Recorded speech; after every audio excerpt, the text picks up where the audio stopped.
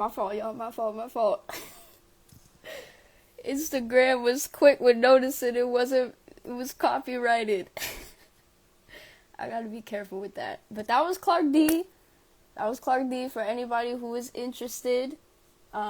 Just dropped a new EP called Curlin yesterday. Absolutely beautiful work. Huge congratulations. Mattapan artist on the come up. Thanks for everybody for joining. Oh, I'm so excited. This is my first time doing a live, I'm not gonna lie. So bear with me, okay? And I'm usually used to being behind the scenes, so this is so interesting being in front and on the camera now. I want to know what parts of Boston people are from. Like, let me know. We got Dorchester in here, Roxbury, let me know. Put it in the chat real quick. I'm from Dorchester. Well, I grew up. Oh, thank you. Thank you. I appreciate you, Alula. Oh my gosh. I appreciate you. Y'all have been so supportive. Okay, Austin. Okay. Yeah. I grew up like right on the line between Roxbury and Dorchester, so maybe I claim both, but I feel like my energy is a little more Dorchester. I don't know. Okay, Mattapan. Yeah. Big Pan in the building. What's up, K-Sap? Dope. Yeah, welcome to Beantown Talks. I did not know that you were from Arlington, Birdie. That's good to know. Okay. Say no more. What's good, Christian? Oh, look at all of my friends coming in. But yeah, welcome to Beantown Talks. The outpour over these past few days have been insane. Like, so much love. I want to first and foremost say thank you for watching me, for seeing value in the content that I'm making and the stories that I'm trying to share. These are not anything new. Like, the things that we're talking about, the things that I'm bringing up, while I'm grateful to be the one to spearhead, I guess, these are conversations that have been going on for generations, way before I got here. So I'm glad that I can just support in this whole process. And I really have been digging into all the comments. Like, I read everything, y'all. You might have to give me like a day or two to respond and everything, because it's a lot to do on top of everything else. But like, I genuinely read through everything. I read through all your stories, all these different perspectives, the good, the bad, everything in between. It's been so interesting, and I'm learning in real time. Like, just for folks who don't know me personally, my name is Stax. I'm from Boston, born and raised. I never left because I genuinely didn't feel like there was a reason to. Even when it came to school, like, it was a no-brainer. We have so many options. I've gone out, but then I've gone back in. Like, I've been in LA for a little bit, got to see Atlanta, New York, of course, was in Valencia for a little bit. So like, I've seen certain parts of the world, but I always came back to Boston. And I was at a crossroads, like a major crossroads after college. I went to Berklee College of Music. I don't know if we got any other Berklee heads up in here. Let me know. I see some of y'all. Okay. What's good? Yeah, it was a beautiful 4 years of my life, and I was gonna go to LA because I genuinely I had no idea there was a scene out here, and nobody ever talked about it while I was at Berklee. So I was just immediately like, yeah, LA makes sense. I had some offers come through, which was an absolute blessing to even be in that position in the first place. And then I realized, like, actually, I think this is part of the problem. That's weird that everybody in my graduating class, like, at least everyone I was talking to, like, I just kept hearing people saying that they were going to leave. I was like, dang, like, really? Nobody's staying for real? So I questioned it, and I realized how many misconceptions there were, and here we are now. Welcome to everybody hopping in. So yeah, I'm excited to be here in the Big Bean, and I'm really excited to take you all on this journey of just trying to figure out this city, man. The past, just to give some context, I came up in the scene in 2023, so I just got here. Like, even though I'm from here, I've not been in the scene for, I think it's it's about to be 2 years now, so yes, sir. It takes people willing to stay and be the change they want to see for it to progress further. A word, absolutely. And, to this day, like, people don't understand, like, a lot, especially at Berkeley. A lot of people didn't understand, like, why I was staying. Professors didn't understand why I was staying. So, yeah, it's absolutely, it's a blessing to be in this position. And, yeah, I think these are the conversations that need to happen. And I think it's easy for folks who, like, when you're in disagreement to just give up, and like cancel culture is a huge thing, and I'm a big proponent of like just having the conversations, y'all. Like, let's talk about it. There's so much tension. There's a lot of stuff that has gone wrong in this city's history. There's a lot of things that are going wrong, but there are also really beautiful things that are happening and have happened, and I think two things can exist all at once. So again, welcome to Beantown Talks. The whole purpose is really to create a space where we can talk about Boston's past, present, and future. Like I said, the comment section, all generations, y'all have been popping through with all these different perspectives. And as somebody who's Gen Z, I am at the ripe age of 24. I am learning too. I am no expert. I don't ever want to come across as an expert of Boston. I'm literally learning in real time, and this past year has been me, like I've been saying, like being a student of my city all over again, learning about the music history and all of that. So for folks who are also in that space, like, just know I'm right there with you, and I haven't lived like a lot of life, so I kind of have to lean on, the folks who have been here for generations. I lean on you all. I lean on all the elders who are like the living, walking, breathing archives of this city. And I'm excited with this series in particular, just to kind of speak on what to expect. The way that this will work, we'll have every now and then someone within the community who's like a prominent figure across a variety of spaces, kind of come in and speak to their experiences, people who just have that knowledge. And we have somebody lined up for next week already, but I'll keep it a surprise. You'll have to stay tuned for that announcement. But yeah, so I think the way that this will work, for anybody, it's an open forum, and I really mean that. Like, I'm not trying to censor nobody. It's a no judgment zone. Like, we speaking on the good parts, the ugly parts, everything in between. So y'all don't need to hold back, because I see some of y'all in the comments. I want to hear from y'all. So if you want to hop on at any point, all I need you to do is just put the hand wave in the comments, so then I can see it, and I have my laptop in front of me. So anytime that pops up, I'm gonna write it down so that I don't miss you. And I'm going to even put the emoji in here myself, just so y'all can get an example. Just do that. Them little hands. Put your hand up. And then I'll keep a list. And, of course, like, I want to make sure we get to everybody, too. So I just ask that everybody's mindful of the airspace, because I think we got like an hour. We'll let this be an hour session. And then, of course, like, let's keep it respectful, y'all. Let's please.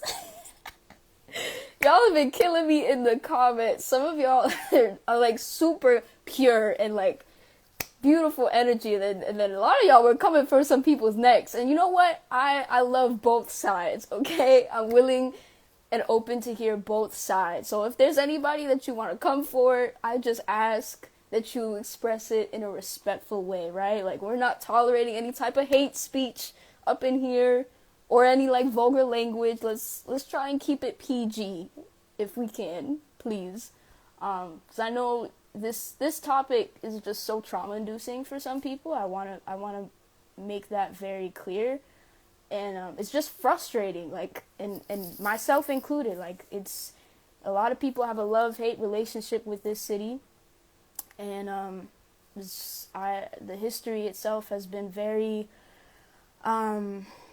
it's been dark. There's some darkness in our history for sure, but nothing warrants blatant disrespect to everybody. So let's keep it cool. At least let's keep the conversation productive, right? Like, the other goal is to use these as an opportunity to bring up what we need to fix and what those problems are, so then maybe we can bring in someone who has the ability to make change, someone who's in a power or position to make those plays, so then we can create solutions. That's what I'm about.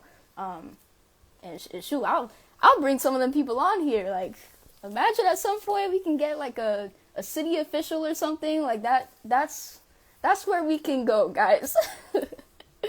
And like I said, all perspectives and stories are welcome. What's good, day? Oh shoot.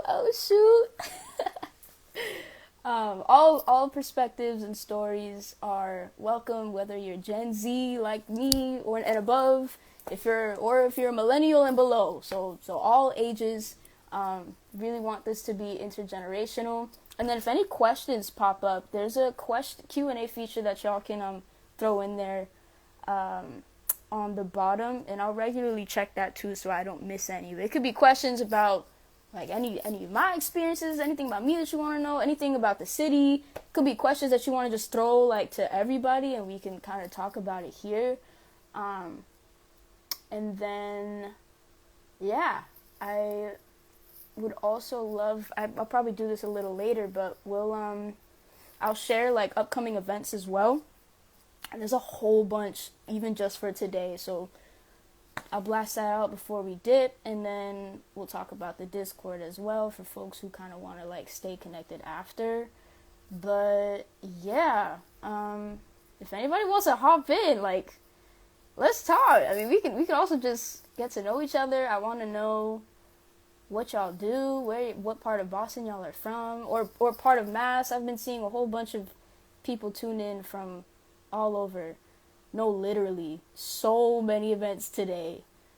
I can't understand when people are like, there's nothing to do in Boston. Like, it's wild. Every weekend, yeah.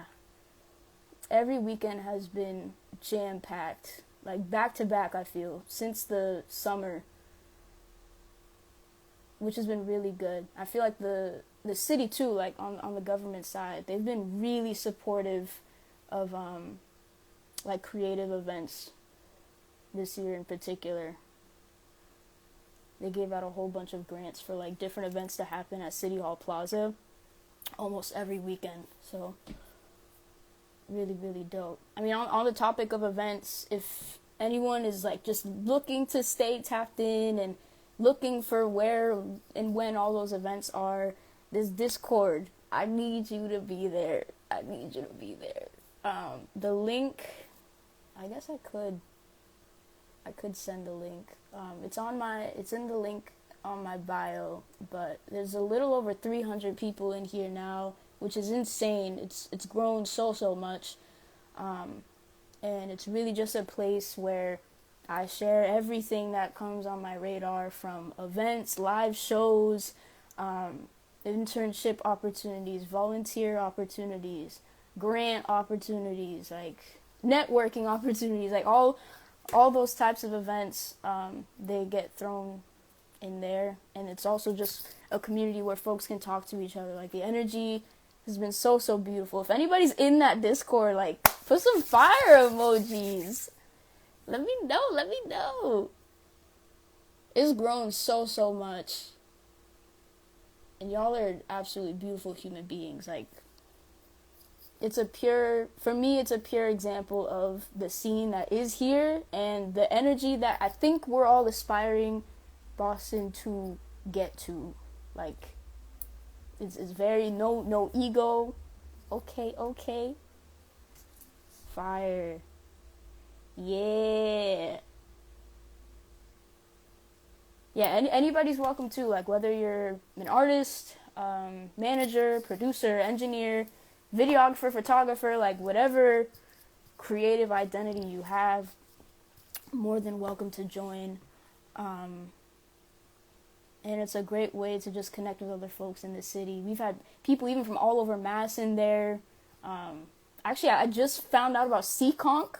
Somebody from Seekonk, Mass joined today. And I was like, oh shoot, I didn't even know that existed. Watertown, yeah. This is fire. Hey, y'all are shy today? Nobody want to join? That's okay. I'm not gonna pressure y'all. I know it's the first one. I'm gonna get a little more comfortable. Fire.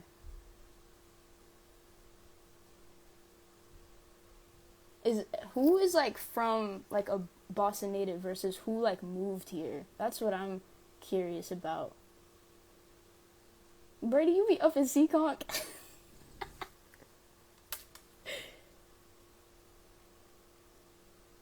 Because I think that's something else I've been seeing too. Like, there being such a huge difference between like the natives, the perspective of the natives, one who like are from here for real, versus people who end up migrating in from elsewhere. And so of course, like, their experience is so limited, and their like perception of Boston is just completely different. So like I said, hopefully we can just gather everybody in here. Bertie, what do you go to Seekonk for? I'm very curious. Is there there must be some type of scene out there if there's. I think that person said they were a creative or an artist from Seekonk. So, hey man, shout out. From Tao, I moved here from Vietnam, but I've lived in other cities. Yes. You gotta hop on. That's a whole perspective in and of itself, and that's an international perspective, which I know is, yeah, very, very interesting. There's also a huge difference out there in other parts of Mass, despite us not being a huge state. Yeah. Somebody said, somebody in the Discord was like, the whole Northeast is a country, like the way that we operate.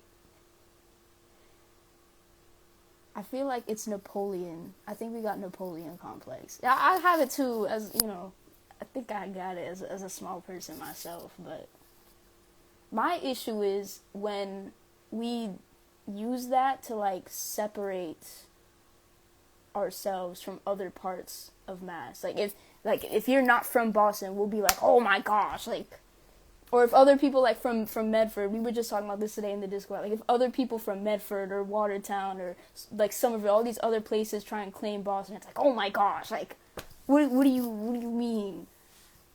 Mad exclusive. So,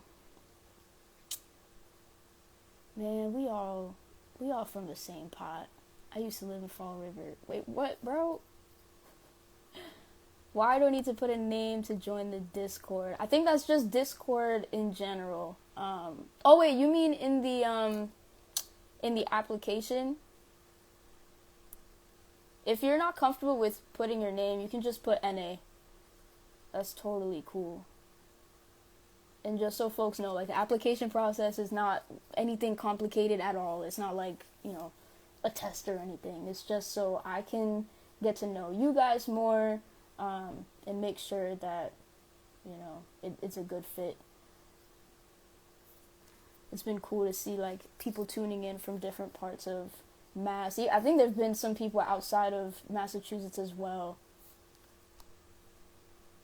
I'd love to join another time, but I'm in my bed. No, you're good. You're good, Tao. Shoot, I'm at the crib too. Dorchester, born and raised. Okay, Dorchester in the building. Yeah, I'm not gonna lie, y'all. I was ashamed to be from Boston for like a good chunk of my life. Industry plan, ain't nobody saying you gotta sign your life away to join the Discord. If you really want, you can put NA on all those questions. I think it's three questions. It's your name, what city you're based in, your email, and then just what type of creative you are. Because the type of creative will also help you get sorted into the right channel. There's a channel for, managers, one for artists, one for creatives. Yeah, you can put NA, whatever you're comfortable with. Nah. Do you see me? Do I look like the feds to you? Nah, I'm just a human, y'all. I'm a human trying to bridge people together. That's it. I'm not gonna sell anybody's information. Okay, wait, by way of Cabo Verde. Oh shoot. We got some Criollos in the chat. Hold up. I am Cape Verdean, if that wasn't clear. Some of y'all, like a few of y'all caught the bracelets in the videos. I gotta make a little special shout out to the culture at some point. But yes, I am 100% Cape Verdean, but I was born in Boston. What if you have multiple roles? I would just for that application, I would pick like your primary one, just because actually I think it allows you to select multiple. If you like are a manager and an artist, for example, but if not, you can just pick your primary one, and then I can also manually add it after. But I'm like 95% sure that it lets you select multiple. But let me know if you're having trouble. Okay, fire. Dope. What was I saying? Yeah, the whole like, I was ashamed to be from Boston for a minute, specifically Dorchester, because y'all know every city has its hood, the not so nice parts. And when I was younger, I went to an all-girl private school, which was predominantly white, and it was just, that was the first time I felt like I would go to Dorchester, and then the school was in like the Fenway area. So every day I'm taking the bus from Dorchester to Fenway, and it literally felt like I was bouncing back and forth between two different worlds. I remember like being on the bus thinking that like, yo, why does it look so different? Even just from an architectural standpoint, like the roads and the infrastructure, like. And then I would just go back home and be like, dang, I don't even feel comfortable inviting anybody to my house. Like, the other girls would, invite other friends to their, to, do sleepovers and stuff. Like, I never felt comfortable. In fact, I remember one time I had, it was, on a phone. I was doing, a group call for homework. And, somebody made a comment about my background and what was going on. I was like, you know what? This is why I can't do no Dorchester. I've grown to love it. You bugging out. I gotta rep even more. No, oh no, trust me. Now it's funny because I'll go to different places. Like when I go to LA, for example, I feel like that's the case with any Bostonian for real. Like when you go to other places, it feels like you bleed Boston to the max. Like, I can't, people either guess that I'm from Boston or New York because it's just so loud. So trust, that's the first thing that people will know about me. If it's not my name, it's that I'm from here. Roxbury, Dorchester. Yes, sir. Absolutely, gotta embrace your upbringing. As someone in a city that's 80% white, I feel you there. Was good, was good. Yeah, it's tough. And that was like 7 years of my life. Um, and then of course you just see things. You see things that like other folks don't see. Like I saw people dying. I saw people, you know, get shot. Like my full transparency, like my house was shot up. I had bullet holes in my house. So like there was no way I was gonna feel comfortable like inviting people to do a sleepover or like come to my town. Let me show you where I'm from. Like when I was growing up, like I wasn't proud of that. And at some point, like I started to see the beauty in the struggle, and I started to see that beauty when I learned where that stuff came from, like the history and redlining and how like all of it was purposeful. All of this was planned. The way that, you know, these inner cities look, the way that they're structured, all of that was on purpose. And so when I started to learn about, you know, racism and oppression and white supremacy and getting into like the social piece of it, it really opened my eyes, and I was like, oh, so this isn't our fault. Like, at all. And so I was in Dorchester for like a while. The little red line is a smack in the face, and it's heartbreaking. The history in the city is absolutely heartbreaking. They really tracked us. And the sad part for me is that like the whole concept of people like moving out of the hood, like that's the big achievement. Like when, you know, black and brown families get to a point where they can, and I was blessed to be one of the ones who was able to get out. But even then, like, is that a blessing? Because all you do is remove yourself from that community, and the community still suffers. Like, I wonder. I went to Brockton after Dorchester. I was there for like a few years. I was on the nice side of Brockton though, so I know Brockton is its own story too. And for those who aren't familiar, it's a town that's like 40 minutes outside of Boston, and it's the west side of Brockton. So it was like basically the suburbs. That was the closest that I've ever lived in the suburbs or a suburban area. Wildly different. I got to a point where I kind of missed the city actually. Like as crazy as it sounds, like I started to miss the police sirens. I remember when I was in Dorchester, there'd be like, this is so bad, but like there would be some nights where I'd just hear somebody screaming to the top of their lungs in the street. Like it would be a woman most of the time talking about she's getting chased and she needs help. Like it was bad, y'all. It was bad.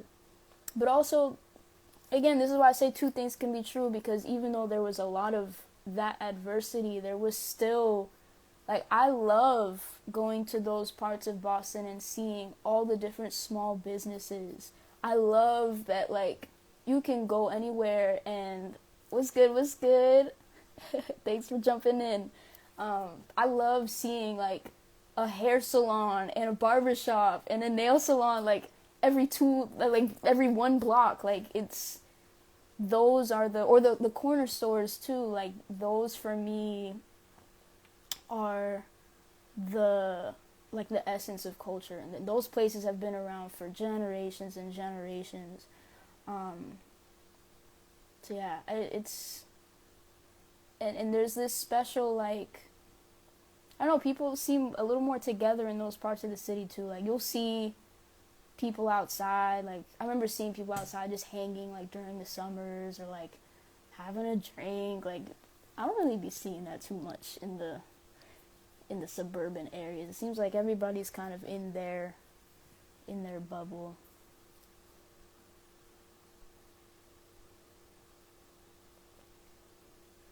From Jay, I love going to Boston and still seeing old shops standing. There's too many Starbucks for real.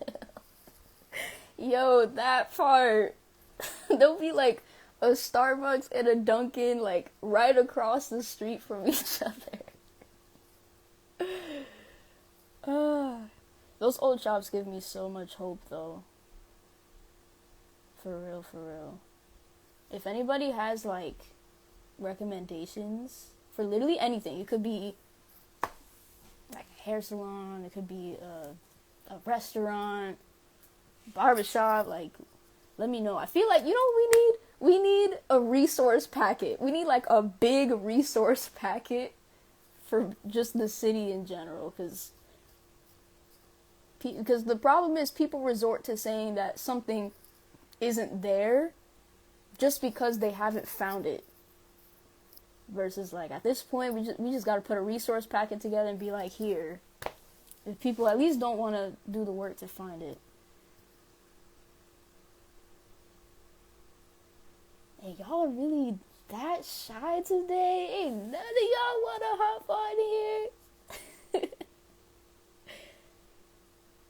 I know a skate shop that's by Fenway. Old guy runs it, but he had all the stories to tell. Wow. That's beautiful. What's up, Connor? Yeah, it'd be like the old tire shops too. And the other beautiful thing is like some of those shops are not, making millions and billions of dollars, but to stand on staying and like still running the business and keeping that story there, like there's something really powerful to be said about that.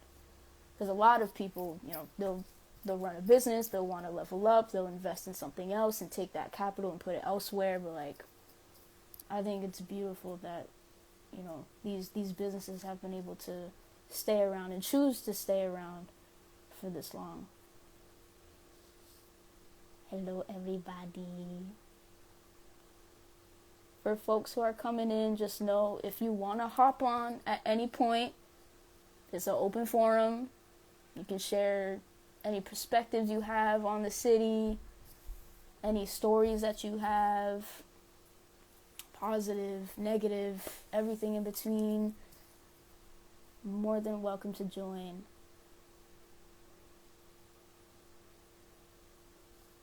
But yeah, how do people feel about the creative scene right now? That's like the scene that I'm most involved with, but it's been cool in the comments to like see the different scenes. Like I think there was one person who mentioned the farmers market scene. I was like, you know what? As you should. Come on, farmer market scene. Like there's the queer scene, there's just so many different scenes. So I'm excited to also learn more about like the other spaces that I'm not in. But I'm definitely like most well versed in the, I'd say, art scene. But even within arts, there's like music, there's fashion, there's so many different types. Visual art. I'm curious what scenes people are in. The art scene is an interesting space. Okay, queer scene. Yeah. I feel like I've only heard of a few queer bars, but I haven't tapped enough into the queer scene. But I know we definitely got a huge community for that out here.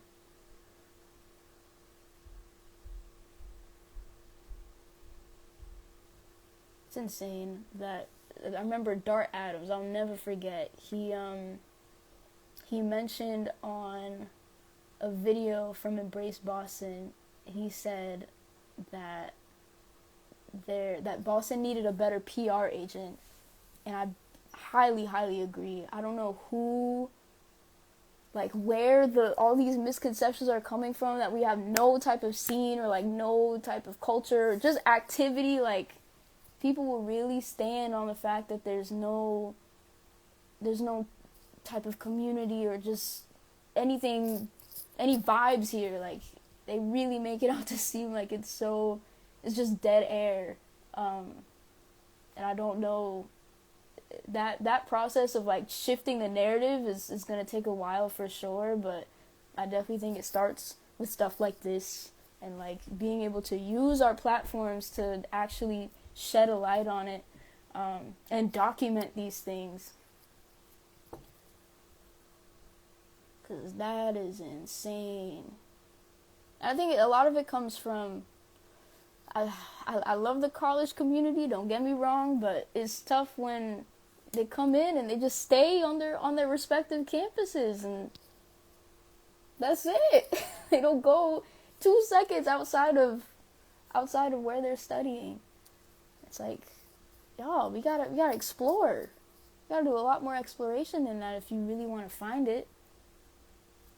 I think what I'm also curious about too is like really what separates like someone's experience in a more major city like in LA or New York versus Boston in terms of like finding out about different events. Like, why does it take a little more work to know about different events and things that are happening versus in LA or New York? Because I still feel like it's gatekept in those major cities to a degree.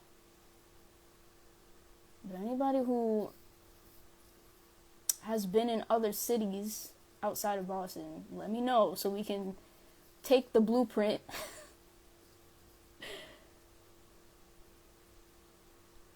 hello, welcome. Yeah, the city's complicated in the most beautiful ways, in my opinion. And hopefully we just gotta have more conversation. What's good, V? Anybody at any point, again, feel free to hop on, share perspectives, share stories. I said earlier that we will have some folks coming in, like certain features for different Saturdays. We have one lined up for next week, so that'll be exciting. And it'll really just be a live conversation, open dialogue on the city's past, present, future, the positives, the negatives, everything in between, because that's one thing about Boston. Everybody got something to say. Everybody and their mama got something to say, but we just don't do anything about it. Like, it just becomes an echo chamber of complaints and things that we don't like and things that we want fixed. But, you know, hopefully we can pour that energy in here and, like, actually do something with it and create solutions that are productive and bring in change makers who have the power to, like, actually do something different. So thank you all for being on the journey. Very, very excited. I will say, for events, let's talk about that. There's a lot going on today in particular. Now or Never Renaissance is happening later tonight. They'll be turning 10 Dunbar Ave into a modern juke joint with a live band, live performances, DJ sets, and visual artists. So come through. That's from 9 p.m. to late. It literally says late on the flyer, so you know it's gonna be lit. You can go to @RobPutInWork on Instagram for ticket information for that. I will also be there, so if you there, come pull up on me. We also got Beat Street Showcase, which is bringing in artists, producers, fashion designers, photographers, all in one space. There'll be a fashion show, live performances. That'll be at 39 Winter Street from 6 p.m. to 10 p.m. They already sold out on RSVPs, but you can get tickets at the door. And on Instagram, you could go to @BeatStreetShowcase for more info on that. I'm going to put both of those pages that I just said in the chat in case anybody's interested in those events. This is Rob Put in Work. And then we have Beat Street Showcase. And then also, Bridgeside Cypher is back with another cypher in Cambridge on Graffiti Alley. That's from 8 p.m. to 11 p.m. Free entry. If you haven't been to one of their events, I highly recommend. It's exactly what it sounds like. It's an open cypher, all experience levels, all ages. If you're an MC or a singer, like, you're more than welcome to hop on the mic. And there'll be live producer sets as well. So, you know, we got some action in Cambridge too. I claim Cambridge. Yeah, it's like, it's separate from Boston, but you know, we shedding a light on all the parts. We in and around Boston is what I like to say. And we also got GrindCon, which is happening literally right now as we speak, from 12 to 8 p.m. at Faneuil Hall Marketplace. They've got keynote speakers, IDK and Sam J.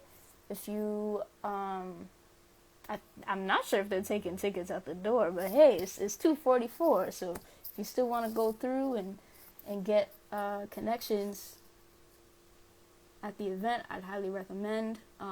It's one of Boston's music and entertainment business conferences, so great opportunity, especially for the business folks. Greater Boston area, yes. I think we need to claim that more. We gotta embrace that a little more.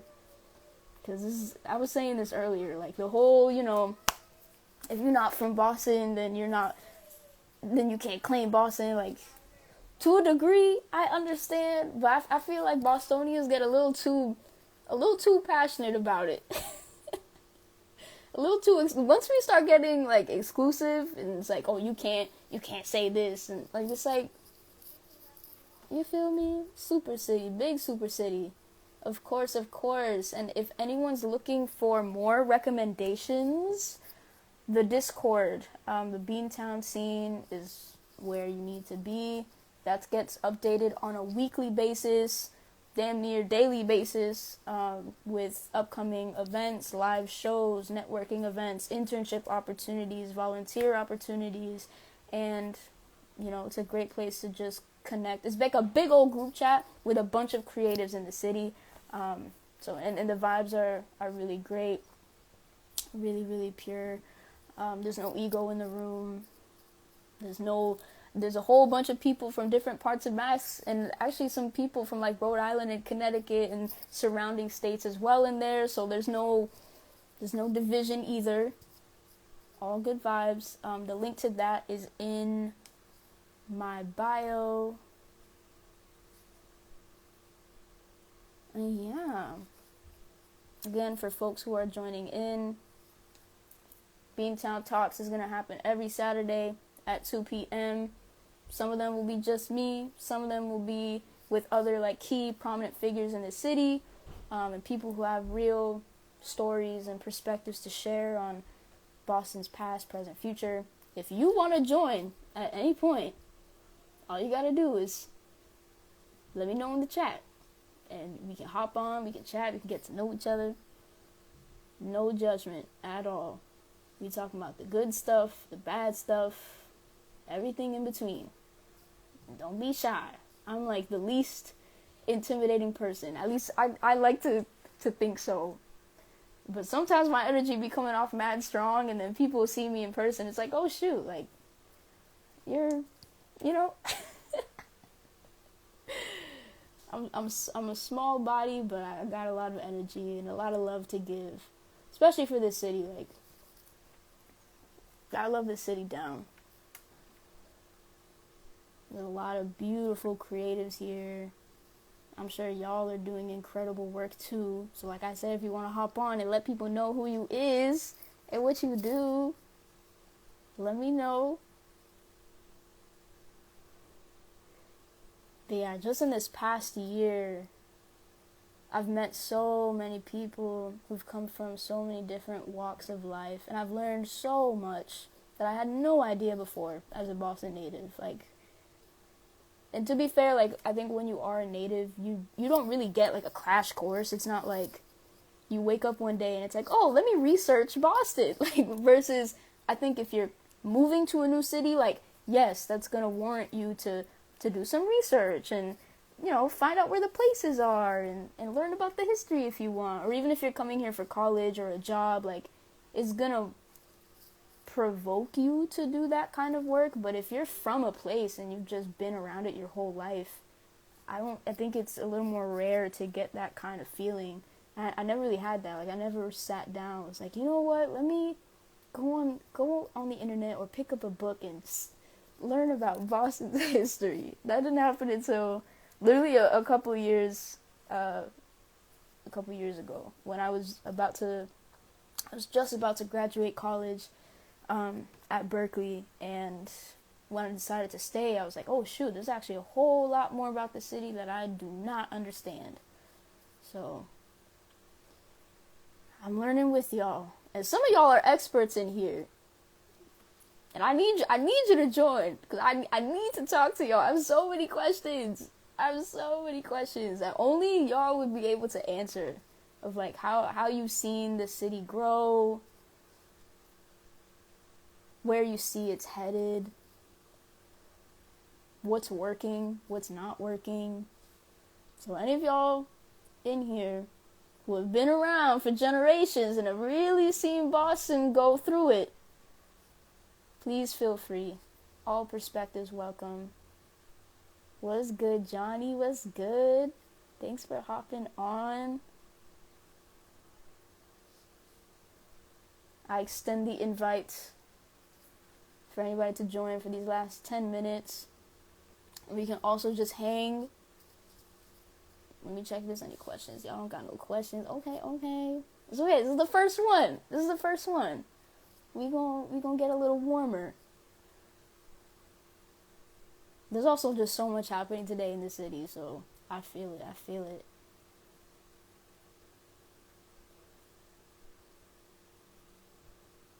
Next week is super exciting. There'll be, it's funny, there've been some platforms reaching out to, like, give away tickets. I'm telling y'all exclusively. I haven't even...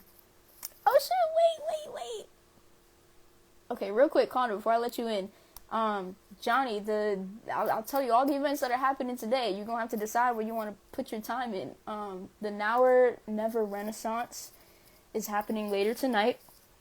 That's at 10 Dunbar Ave. They're going to turn the venue space into a modern juke joint. Live performances, DJs, live band, visual artists. That's from 9 p.m. to late.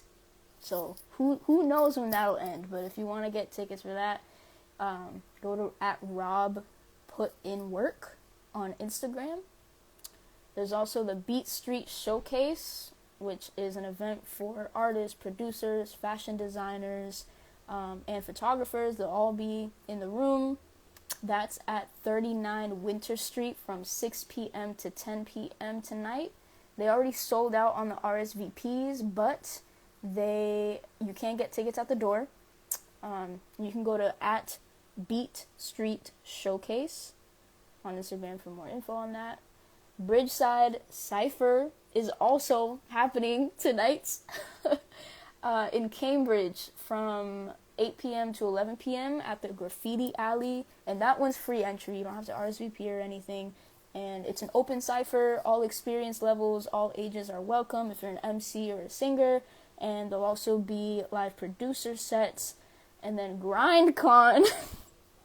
But I tell y'all, the city is active right now. Stop playing with me. GrindCon is happening right now. That's one of Boston's music and entertainment business conferences from 12 p.m. to 8 p.m. at Faneuil Hall Marketplace. They've got keynote speakers IDK and Sam J. I'm sure there's more stuff happening today, but that's like jam-packed. Before we dip, though, I need to let Connor in. Oh my God, this is the first. This is the first. Did you get it? Okay, yeah, you got it. Oh my God. Good to see you again, Stacks. What's good? Oh shoot. This is semi-dangerous, so I'm on autopilot on the highway, but we're going to make this work. I'm on my way to GrindCon right now. I'm running late as a motherfucker. It is about to be 3 p.m. I know, dude, I know. I'm getting the second half, all right? It's like, come on, we got a piece. It's all right. It's okay. It's okay. You'll get like half of it. Right. Oh my gosh. What do they say? Better late than Better. never. Yeah, Right, right. Better that's what late they than say. never. Right. Well, Right. tell us who you are, what you do, where you're from, all of that. Sure. Connor Cassidy's my name. I started out as a rapper like 7 years ago, and then transitioned to hard rock and metal like a year and a half ago after moving to Nashville. From Norfolk, Massachusetts. I grew up outside of Boston, but it was always kind of a heartbeat. My mom was a court reporter for Boston court system. My dad worked as a professor at Harvard. So got a deep roots here. Half Irish, half Lebanese. They married in Norwood, Massachusetts. It's kind of the origin of like my family's history. Yeah, that's me making heavy music now. Kind of just moved back here from Nashville, which I think is a super cool perspective because Nashville is the music city. It's kind of the capital of music, so to speak, in the U.S. So I'm getting to see now. I mean, we met because I just started going to events. So I'm continuing to go to said events and, yeah, open up. I'm about to say you've been pulling up to different events. I see you. I be around. I be outside. I do not be hiding. Right, right. I be out here in the fresh air. Okay. I mean, especially as a creative, you kind of have to be like, if you're trying to connect with the scene out here, you have to be outside. Yeah, I like to do things that cross boundaries. Yeah. Go talk to people that you wouldn't, normally. I think I was the only hard rock guy at the Mass Music and Arts Center. But that's awesome. I read somewhere that somebody in the comments said something about like the rock scene, like the heavy metal scene booming right now in particular. How do you feel about that? I think I'm going to echo what somebody else said because I thought it was true, is that the hip-hop community supports each other. The hard rock community just kind of acknowledges but doesn't really like you won't see bands post each other's shows. It just doesn't happen. So other stuff, but also so aware of I feel like I'm just always finding out things as I'm going. It's like, oh, okay, you guys are here. It's like I'm just always running into new bands, and I'm like, oh, you guys are from here? Oh, I didn't know you were from here. I don't think there's really a community set up for us to I don't know, maybe this is an opportunity for us to get to know each other. I don't feel like there's a rock incubator, so to speak. We don't have a rock conference. Just not a thing. Why do you think that is? I mean, we've talked about it a little bit offline, but why do you think that is? Like, what's missing? Oh.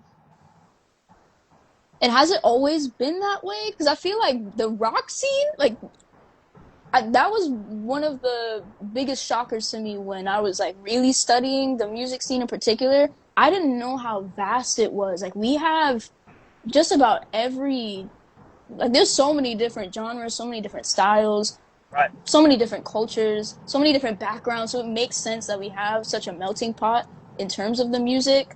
Yeah. And when people say in order for a city to really blow up and have an identity, it needs to have a sound.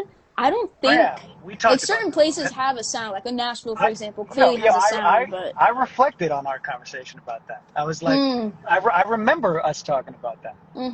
I think that's just a sound that breaks through. We haven't had anything that's a cultural stamp. It's never going to cover the whole spectrum of a city like this, because you could pop your head into the record co on a Saturday afternoon and there's a reggae band and a rock band and a hip hop group. And it's just very eclectic and diverse. And I think that's so awesome. I just think I'll give you an example. In Nashville, it's almost all pop country, right? So everyone feels this kind of need to conform to it, or there's a certain sterileness to that vibe. I talk to people about Nashville and they're like, wow, that must have been so crazy. And I'm like, well, they don't really celebrate originality there. It's not a thing that's esteemed. It's kind of we have a format. The whole club circuit has a format. This is what we expect you to fill. We're serving a certain bachelorette tourist crew here. And then you have all these, I don't know, fringe cultural artists who are like, I want to do what I want to do, and I'm going to find a way to make that. I think that's the ethos to follow for any upcoming creatives, is like, do what the fuck you want to do. And then if it's really hard to market that, there's no, like Tootsie's is not going to book a metal group, So like certain things of like, how do you plug into places that make sense for you? That can be tough if you're different, but ultimately difference is the separator. And I think, I don't know. I also just don't think people got it like that, to be honest. Like, I don't think bands, I'm trying to think of like bands that I know that are really doing standout stuff. Not many come to mind, Interesting. It's just my take on it, I'm just like, who's really doing legendary, crazy stuff. How long have you been in the rock space? Remind me. Like a year, maybe. And this was like before that, I just have relationships in the hip hop world that I forgot about. Like when I was at this is a good example. When I was at the Mass Arts Summit, I bumped into Clark D and I was like, oh dude, yeah, let's do something. You kind of have a metal ethos. But when I plugged in his cell phone, we texted in 2017 and I booked him for a show. It's like really crazy. Like you just forget, like, I don't know. I just feel like there's not a central organizing force that's keeping people connected. No. Because we kind of just like drift. Yeah, we kind of just like drift into our lives and, go tour, go get money different ways, or I don't know. We drift. It's not like if there's not a reason for us to connect, like it doesn't seem to happen. Yeah, I say this all the time. The first thing that I kept literally hearing, like the two words I kept hearing when people would talk about Boston and the culture out here, it was silo and segregated. Silo and segregated. Yeah, see, I don't know if I believe that. Like, my experiences don't really... I've heard that, but I don't see that. Like, I don't align with that. Like, I feel like... I don't know where that comes from. I don't know if that's just like a... You know what I mean? Like, there's some pretty tight communities here. Like, I'm even thinking about, like... Yeah, just like the artists that I have known who've been here for a long time, there's always this pattern of like they'll move to LA, hate it, come back. It's like a thing that I've seen many times. Like I question the validity of moving to where it's already happening versus building it from scratch. Seems a lot more fun to build from scratch. And that's why I think you're inspiring and you're amazing because you're doing it here. Thank you. Yeah, I think that's fucking badass. Thank you, man. Appreciate it. No, I feel that. Everyone runs away to LA. But you know what it is, though? It's the same reason why entrepreneurship in general is the road that's least taken. Like, it takes a very special kind of mindset to see something that is still in development and actually be attracted to that and be like, oh, that's an opportunity for me to build and have more impact versus, like, I think humans, we think about efficiency and whatever is the quickest way to get to our final destination. And of course, going to a place that has all the resources in the world is going to be more attractive to anybody who's looking to pursue whatever that career is. Like I was going to go to LA. I was so, because it was in my brain, I literally thought that way. I was like, of course. I mean, what was your reason for going to Nashville? Oh, I wanted to get better at guitar. I mean, I really went because I tracked the back of a drummer who went to Berkeley, who we co-wrote together, and he said, man, I've always wanted to move to Nashville. I'm doing that. And then we started writing together these songs. And then I was like, we started writing over Zoom, and I was like, dude, I believe in what we're making. I believe you're a legend. I want to take this all the way. How about I just come down to Nashville? And then I went down there for about a month, and I ended up because of just what I found. Like, and I found stages that would just let us play 3 times a day. Like from a level, like I don't think anywhere else in the country you can go as a guitar player and play 3 shows a day because people just plug you in. They're like, hey man, I got this at 6 and I got this at 9. Can you cover these? I'm like, fuck yeah, I can cover. Like there's an actual, this is a cool kind of Nashville inside thing. Like there's an actual Dropbox file of like the songs you need to know on your instrument to be able to play at any of the bars downtown. Oh, whoa. And if you know those, like I got that on like week 2. They sent it to me and I was like, oh shit, all right, let me go through this. And like it's super eclectic, Johnny. But if you know that, and people you meet you know that, they can plug you immediately. Band culture is a Mm. different thing. And it's like, all right, if you can rock this, let's give them a shot at 2 p.m. And then if that goes well, you can come back at 10, this type of thing. Um, Again, like Wow. ultimately, like I said before, I think original content is just a harder path and a higher ROI, and ultimately why we make music anyway, right? Like Mm.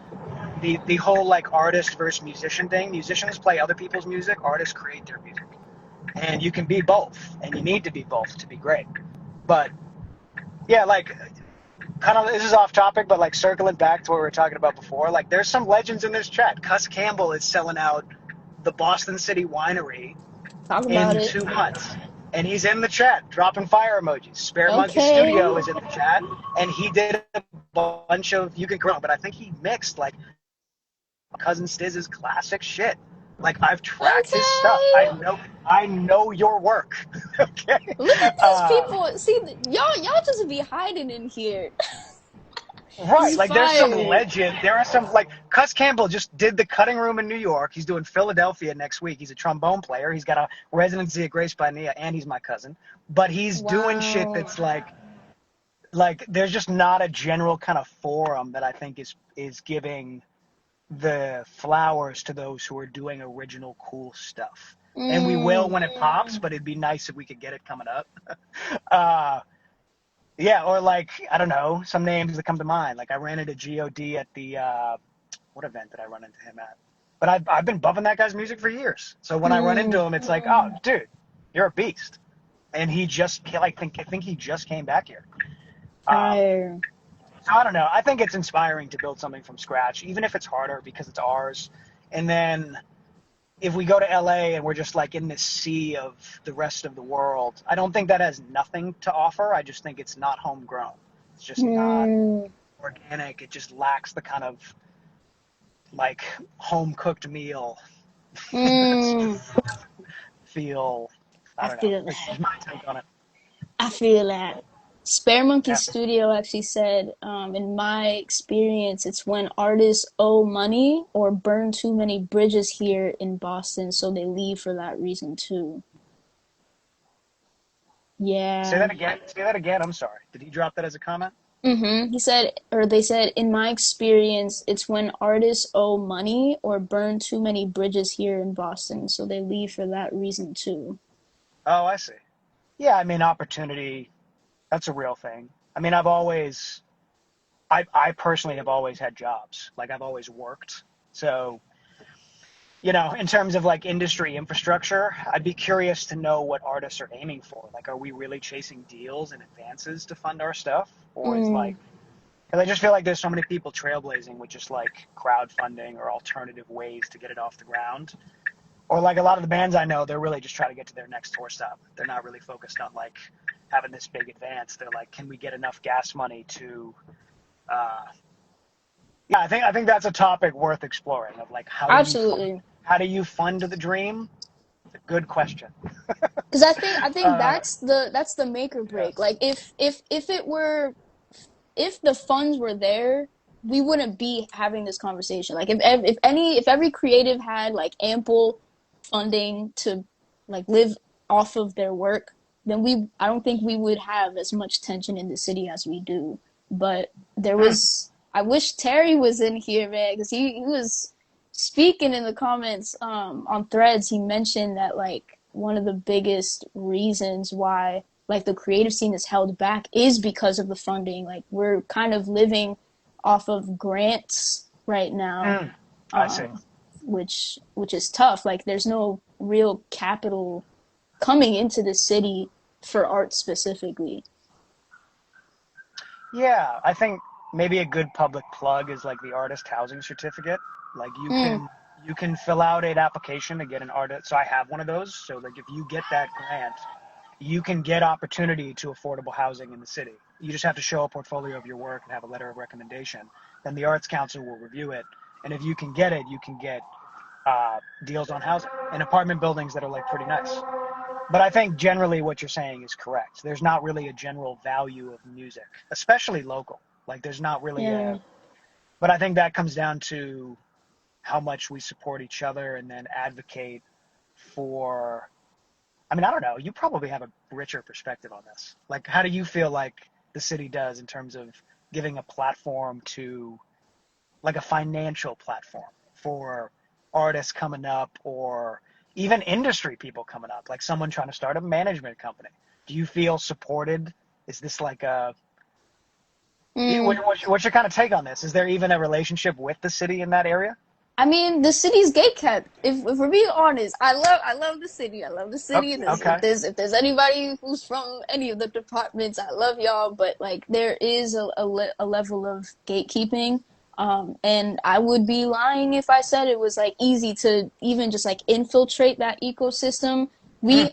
The great thing, right, is like, oh, we get it. We get it deep now. We really talking. I love that the mayor is an artist herself. She is a musician Right. herself. So A badass one too. absolutely, and like She knows. she has done for as much, you know, discourse as there is about, you know, whether she's good at her job or not. Like, we have to give her credit for how much she's poured into the arts and culture scene. And she makes that a very big priority in her campaign. But there's been a lot, like the events and the grants have been nuts. Like from what I'm seeing, the opportunities to get smaller funding, like it's not anything crazy. You know, there's actually a grant out from the Mass Cultural Council right now for $5,000 for creative individuals. I'm gonna plug that real quick. Yeah, let's do that. That closes, I want to say end of October, like October 28th, but don't quote me on that. If you're in the Discord, all of this stuff gets posted in there. So again, link in bio, join, but also Mass Cultural Council if you just want to check that out. But like, that's the thing, like these grants are temporary. They're not like, you know, something that an artist could live off of, or for it to be sustainable enough. I don't know what that looks like to get to a point where like artists aren't just living off of grants. Like what else what else do they Yeah. do? And is Yeah. it just on them? Is there no other Yeah. like support? Like I wanna, like a New York, like I wanna, like somebody who really knows New York, please like hop on, because I want to study their blueprint. Like did they get to a point where? Because I hear a Hmm. lot of people comparing the two about how like it's a lot easier to sustain. You be saying like sustain in New York? Yeah. Or that could also be a myth too. Like I'm curious. Yeah, I mean, my sister lives in New York. She lives in Hell's Kitchen. I was in New York for, I think, a month after I quit my job last year. Hmm. I think, Is it the funding opportunities? Like there's just more. Like somebody else was saying too. And by the way, if anybody wants to hop on and join the conversation, please, like, you can either send a request or just put the hand emoji in the chat, and you're welcome to join. All perspectives are welcome. Um, Also, what's up to everybody who's been joining? Some people have been coming in. Um, what was I just about to say? New York. I just lost my train yeah. of thought. Well, no, so I can, I'm just going to speak for Nashville because I lived there. Um, there was kind of this dynamic of like the artists there would go work on Broadway for their day job.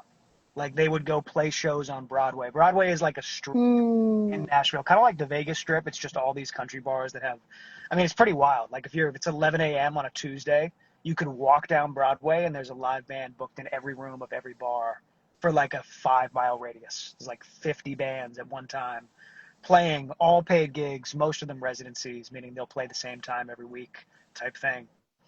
But the interesting thing that I found there was that the musicians are trying to get out of that.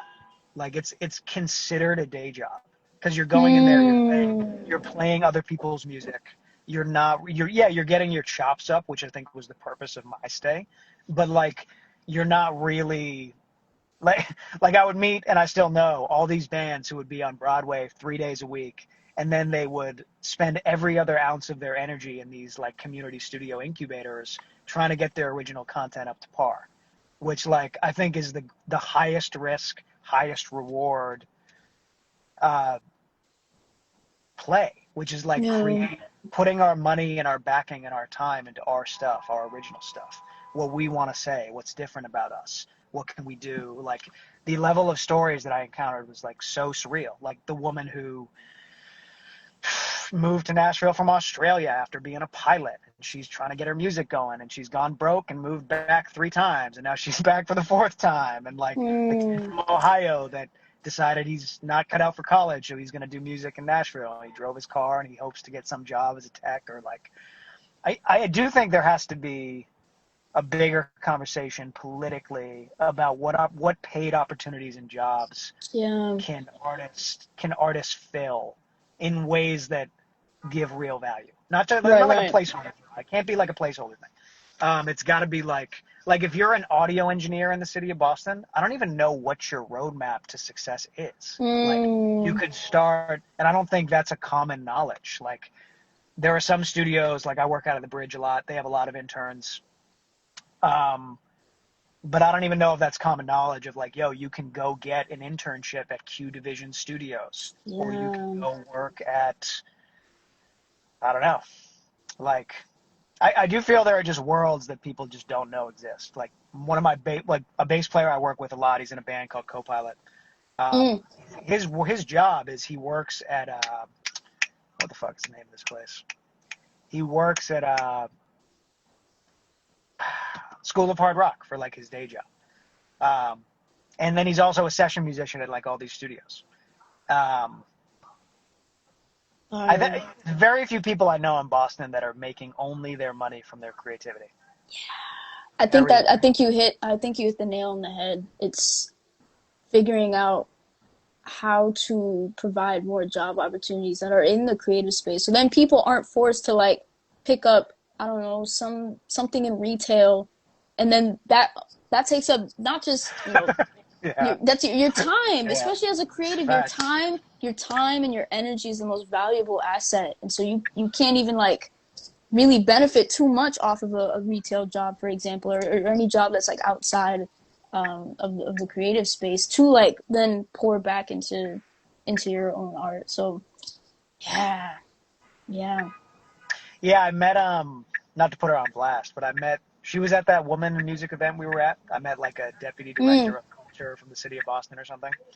And we were having this conversation about like, all right, how do you architecturally design? Like clearly the mayor's office and all these people want to bring arts to the forefront of the city, because ultimately the irony of the discussion is arts run the world. Like people move to where artists are. That's why Soho was so hot. That's why parts of New York became so hot. That's why Brooklyn became so hot. So like the actual tale of like where people want to live, they want to live around people that are creative and artistic. It's a thing. But she just sighed, and I thought that was like the greatest statement of like, oh, okay, all right, that's how we're going. And she's like, she's like, there's Berkeley, but Berkeley kind of does Berkeley things for Berkeley people, and then, she's just like, we're not gonna turn into New York, overnight in terms of opportunity or in terms of studios. Right. I think New York. Yeah, go ahead. Sorry.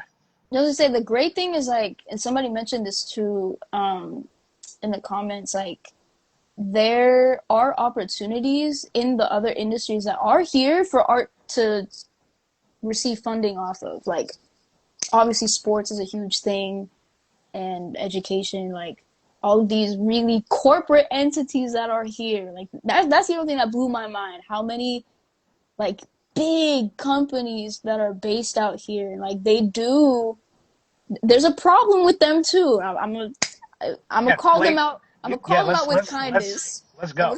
My thing is like, kill them with kindness.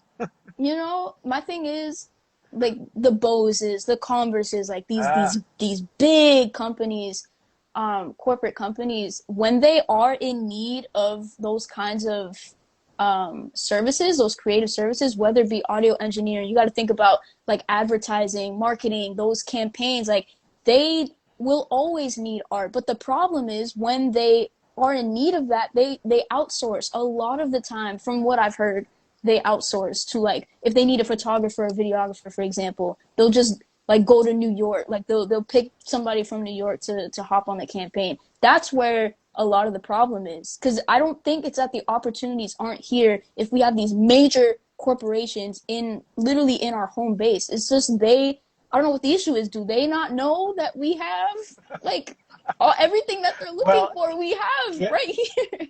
yo, so I would say my take on that is that puts the work on us. Like we have to go, like in theory, right? Like even adding to what you just said about companies, like, dude, we have 150 colleges here who all have budgets for concerts and activations and campus things. Like, how is there not a concerted effort of like a collective, which again puts the work on us to be like, how do we get those contracts? How does that happen?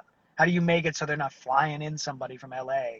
Or like, I've had this happen so many times. People will be like, yo, I'm having this big event. I'm flying this band in from Nashville. I'm like, bro, we got we got really good bands like around the corner. You can save Mm, money by booking them instead of flying in this other thing.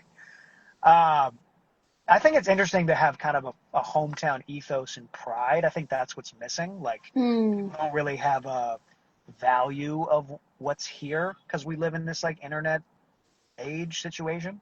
So I don't know. That's my lens is like you kind of stand for that perspective, and that's really, really awesome. I think like a community ethos is like what's missing. But yeah. colleges, companies, uh, sports, like my buddy's the personal photographer of Tatum, like the, All you know, right.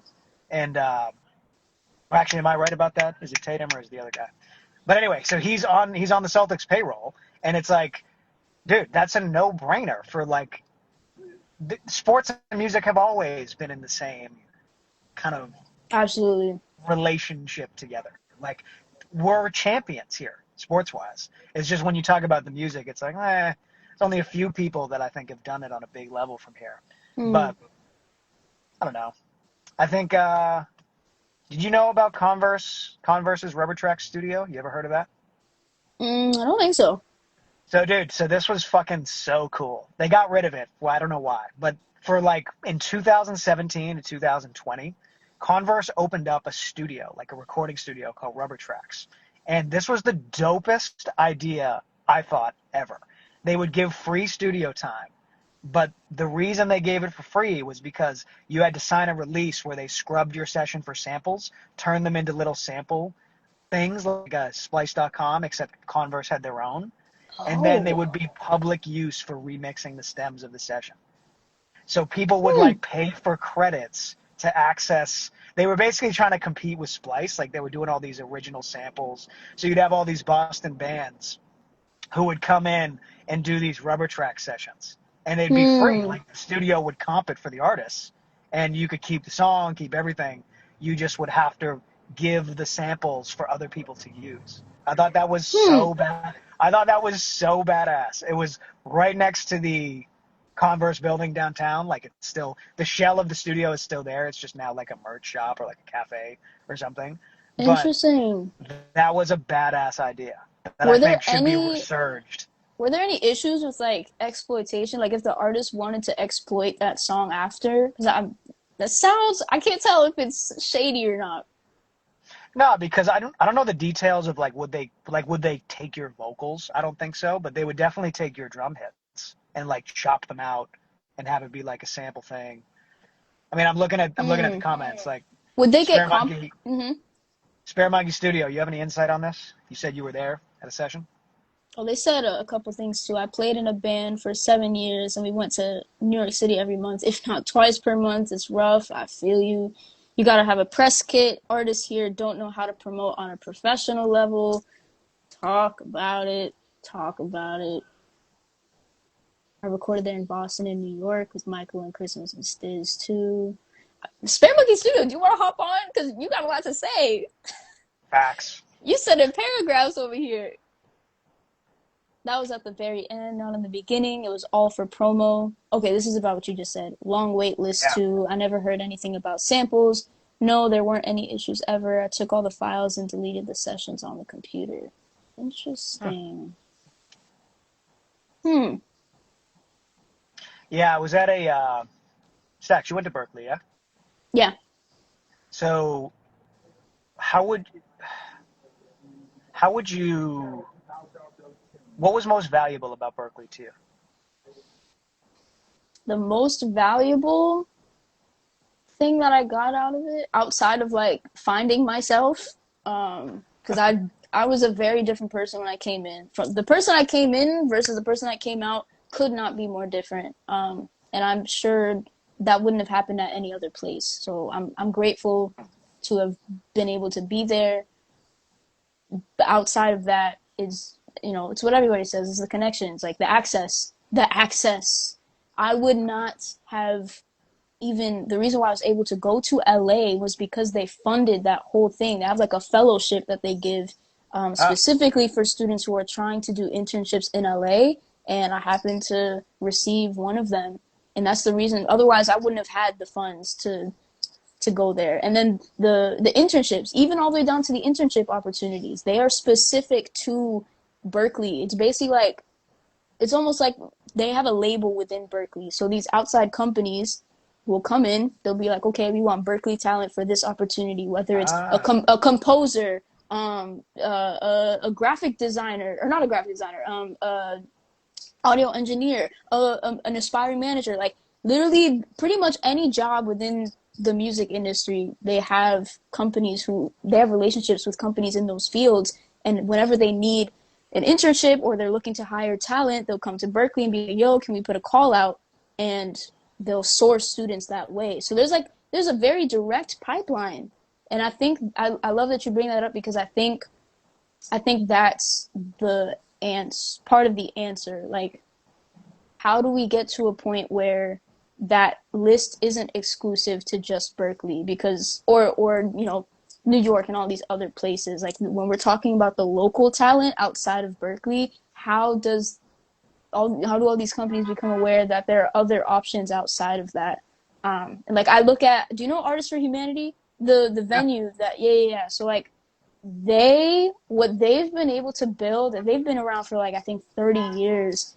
What they've been able to build in the model is like very close to what I see as possible on the music side of things. They're very like visual arts Hmm. heavy, but they have relationships with like Converse and all these like Reebok and these big companies, and they will come to them when they want to like start a project, whether it's like a film project, some art project. Their students will have that direct experience and that direct pipeline to literally like put their name on a project that gets put out by said company. Like that's game changing. And so it's like, how do we build that pipeline outside of visual arts? Because I think it's there for sure. Like, I'm in awe of what. Shout out to Artists for Humanity. Hmm. They cracked the code. Dope. I'm gonna look into them. I don't know Mm-hmm. much. I don't know much about them. Yeah, they've been around for a while, and of course, the space is beautiful. Like, if you go upstairs, the first floor is like their venue space, but then you go upstairs, and that's where they hold like all their workshops and their like actual programming. It's impressive. It's very impressive, and they get Tight. a lot of funding. Like, they're very well Right. supported. We are rich, really rich. uh, cool. Well, I'm gonna hop out in a minute because I gotta go to this GrindCon thing before it ends. Fire, yeah, no, do your thing, do your thing. But I think we're yeah. What do gonna we? Yeah. we're gonna cap it too, because I see that it's 3:30. We were supposed to end this at 3, but I appreciate you so much for hopping on. Where can people find you? Uh, just Connor Cassidy on any platform. Just look it Fire, up. fire. Um, yeah. Godspeed's what people like, but Hell to Pay is my favorite. Go listen to that. Yep. Say no more. Thank you so much. Have fun at GrindCon. Get your networking on, cause you late. Go ahead. Fact. I gotta get out of here. All Bye, right, peace, Stacks. peace. You're the greatest. Likewise. Alrighty, y'all. It is 3:28. I think we gonna call it for today. Huge shout out to Connor. Those are the kinds of conversations that we need to be having. Like, again, Beantown Talks every Saturday, 2 p.m. This is the vibe. You can come in with your perspectives, your stories, Any questions? You see, I got a lot of questions, y'all, and there's some of y'all in the chat who apparently have the answers, but y'all gotta let me know. Y'all can't be shy now. This is fire. Again, thank you everybody for hopping on. Again, the Discord as well. If you're looking for upcoming events on Boston and just being in the know, connecting with other creatives, you can head to the link in my bio. That gets updated on a weekly, pretty much daily basis. And yeah, I will see y'all. I'll catch y'all around. If you're in Boston, I'm sure I'll bump into at some event.